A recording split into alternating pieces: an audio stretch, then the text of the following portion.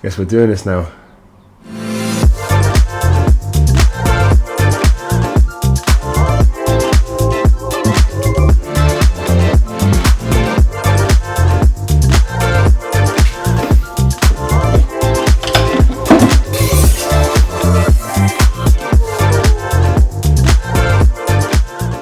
So let me introduce myself. My name's Richard. A lot of people know me as Dr. Devine, and I guess I've started a YouTube channel.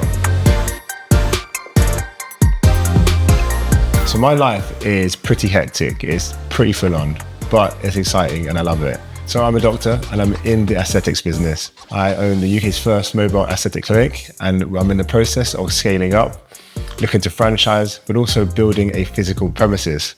And on top of all of that, I'm also building my practice in Dubai. There's a lot going on, so I guess we're going on a journey. But before we begin, I have to call Josh. And Josh is the practice manager. And so every morning we jump on a meeting just to make sure that we've got the tasks list locked down and we know exactly what we're doing for the day. So today we're actually going to go to the physical premises we're building, and here's Josh. And you're going to see the new space. Josh, how's it going? Yeah, all good, thank you. How are you? I'm all good. Ready to smash this day. Good to hear. Yes, been another busy day. Last day of the week, last business day of the week. So we've got a lot of tasks to get through. Okay. And yeah, so far today we've got a clinic with Dr. Zaki, and he is now arriving at the base.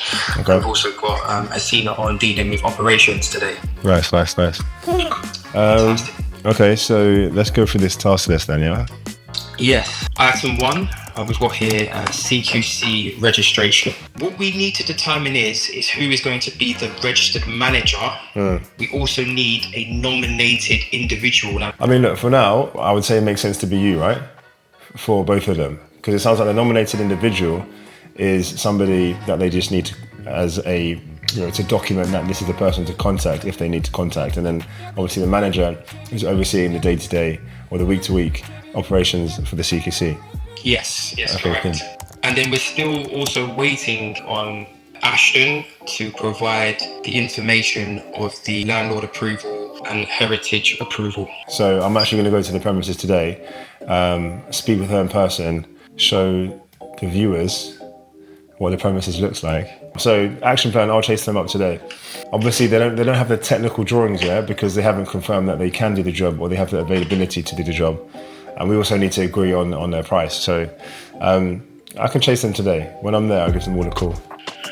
Hopefully some timelines as well. I don't know, but maybe that might be a bit much. I don't think so. Like we know the build is not too complex. It looks really nice and it's amazing, but the build, they're not lifting up flooring, they're not changing plumbing, they're not doing any crazy electrics. So I can't imagine it's going to take too long.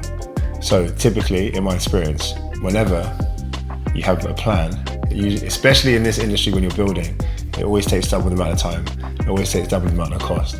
So I'm definitely curtailing my expectations here, limiting them a little bit. So I'm hoping for about 6 weeks. If this can be ready by 6 weeks, it's going to be amazing. Heritage approval from landlord for works, which I'm sure is required, and then E-class approval from council to ensure we can perform medical treatments inside the premises that we're doing aesthetics there, or that we are. Well, yeah, it must be, right? That we're providing medical services. Medical services, correct? Yeah, from our understanding. So E-class, that is. Yeah. Was it known as a former D1? Okay. Yes, we do need to do a bit of work on the website. That video that I provided is it's not a good format for the actual homepage, so we need a different format. We're in the process of seeing if we can get that done. I think I'm just checking my message now. I'm not sure if I messaged Suk regarding this yesterday. Suk's here, so you can ask him. So did I don't think I did. I'm just checking my messages. So what format do you need it? You need it in probably a landscape format. Yeah, he said a 16.9. He said. But surely, no, you have some of the footage in vertical, no? Not for that footage, because that was particularly shot for what you needed it for. But what about any footage? We can just put. We've done everything in vertical. Really? Every time we've been filming. Yeah, because obviously we're filming it for the socials, right? So that's why we wanted it like that. So it makes sense. So he's put the banners for the social for the media different? Pretty low down on the page. I think what we should have is that on that landing page, the landing page where the video is, it should either be in between that or it should be underneath Here We Are. Okay, I see what you mean. So higher up, yeah. Yeah, so it should be higher up. They'll just flick past it and they get to where they want it. But they may not even go all the way down. And then he's got the prices. Has the prices gone up on the website now, or is it you're gonna wait? We're gonna do it just before the 1st of August. The truth is we provide a very, very valuable service that we really care. We're really passionate about what we do. Our work is excellent, and so really the price still remains extremely fair. It still remains very good value. Task 6, Josh, updating contracts, right? Yeah, updating contracts for staff. Okay, so where we have brought on a few new staff members recently, we just need to get a few contracts out to them. But within that, we've also noticed some small tweaks that we want to make to the contract. So our HR team is just working on that. Earlier this year, I bought a device known as Ignite. Basically, this device does radio frequency assisted lipolysis. Fantastic machine. The intention was to do face type with this, neck type with this. You can do Morpheus 8 with the device, but also do body contouring and liposuction essentially. But the manufacturers had changed the rules as to who can use this device. They are now saying only surgeons can use the device on the body. And what that means is that reduces about 50% of the potential clients that were going to have this machine, which makes the machine far less valuable. So unfortunately, it's meant that I've had to return it. Could potentially keep it, but it's one to consider for the future maybe. When we build this new clinic, we're going to have surgeons on board as well. So we might revisit it then, but for now, we just returned it. We've got other laser devices that we think will be more profitable that we will be bringing to the clinic, that everyone's going to love. These laser devices are amazing. All right, so that's done. So we run model days every single month. It's amazing to get content of patients' journeys, how the carriages operates. They can, people at home can see the type of work we do. They can meet the doctors, and yeah, it's something. It's a plate that continues to spin, or needs to continue to spin, because at the moment it's our main source of marketing. But they're usually pretty stressful because there's a lot of filming. And obviously, the first priority is making sure patient safety, that the patient gets their results, and then it's the filming. But it just logistically can sometimes be challenging. So I am also creating a course to be presented online where I'm showcasing my technique for lips, where I use a cannula. Now this technique isn't really done by many in the industry, but it's a fantastic technique. It's extremely effective at producing nice natural results.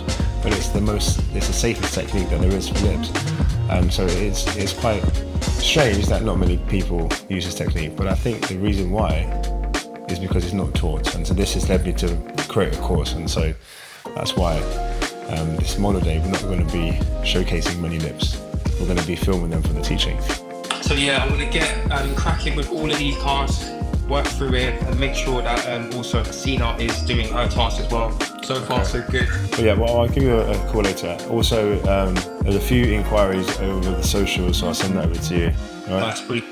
Sounds good. All right, brilliant. Okay. All right, speak to you, Dr. D. See you later. Bye-bye. Right. Bye-bye. Okay, phone call done. Now it's time to make our way to the premises. Hey, all work, no pleasure. I ain't here to make friends, big stepper. Hey, bad guy, Heath Ledger. Ready for wherever, I'll be front and center. Don't fly too close to the sun, your body chopped up by propellers.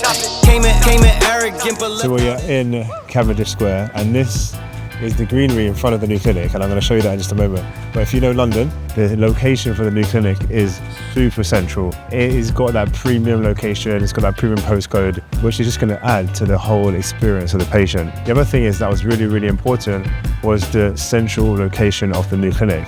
We have patients literally coming from across country. We've got patients coming from Brighton, patients coming from Liverpool, Manchester. We even have patients coming over the channel on the Eurostar. You know, last week I had a patient from Paris. We've got patients from Germany, even from America. So it was very, very important that the location has to be very central. And you've got Oxford Circus just there. You've got New Bond Street just there. You've got Marylebone just a bit further over as well. So for patients to access the clinic, it's going to be very, very easy. All roads point to Rome, as they say. But let me show you the new space. Number 4, Cavendish Square. So yeah, this, I believe, is an old Victorian building, but at the same time, I know nothing about English architecture, so do not quote me on that. But yeah, come along, let me show you the space. I know you're going to love it.